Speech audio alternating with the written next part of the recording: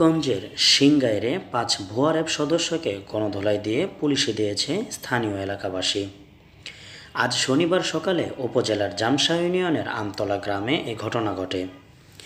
ভুয়া র্যাব সদস্যরা হলেন ফরিদপুর জেলার রাধানগরের নগরকান্দা গ্রামের সিকান্দারের ছেলে শামীম। শামীম র্যাব ১-এ কর্মরত বলে জানা যায়। মালিক শেখের ছেলে মিরাজুল শেখ, সোলেমান মির্জার ছেলে সম্রাট, পাবনা জেলার আটঘরিয়া থানার পাটেশ্বর গ্রামের মৃত ফারমান প্রামাণিকের ছেলে আমিজউদ্দিন, সাভারের আশুলিয়ার খেজুরটেক গ্রামের মৃত আব্দুর রহিম বক্সের ছেলে জানিব নিজেকে ড্রাইভার হিসেবে পরিচয় দিয়েছেন। পুলিশ ও স্থানীয়দের সূত্রে জানা যায়, জামশা ইউনিয়নের আমতলা থেকে ঢাকার দোহারের জয়পাড়ার বৈদ্যনাথ হালদারের পুত্র সুমন হালদারের নামে এক স্বর্ণ ব্যবসায়ী ও তার সাথে আরও ৩ সঙ্গীকে ১০০ ভরি স্বর্ণসহ জোর করে র্যাবের স্টিকারযুক্ত মাইক্রোবাসে তুলে নেয়। স্বর্ণ ব্যবসায়ী সুমন হালদার ও তার ৩ সঙ্গী নিয়ে ব্যবসায়িক কাজে জামশার দিকে আসছিলেন। পথিমধ্যে র্যাব পরিচয় দিয়ে তাদের ৪ জনকে জোরপূর্বক আটক করে চোখ বেঁধে গাড়িতে তুলে নিয়ে যাচ্ছিল।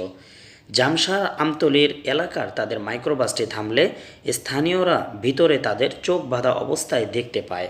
তাদের গতিবিধি সন্দেহজনক হলে ও স্থানীয়রা তাদেরকে চ্যালেঞ্জ করলে অপহরণকারীরা র্যাবের পরিচয়পত্র দেখাতে ব্যর্থ হয়।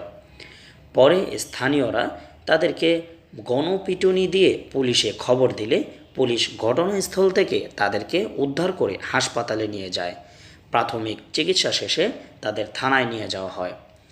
স্থানীয়রা ৫ জনকে আটক করতে সক্ষম হলেও সিদ্দিক নামে একজন স্বর্ণ নিয়ে পালিয়ে যায়।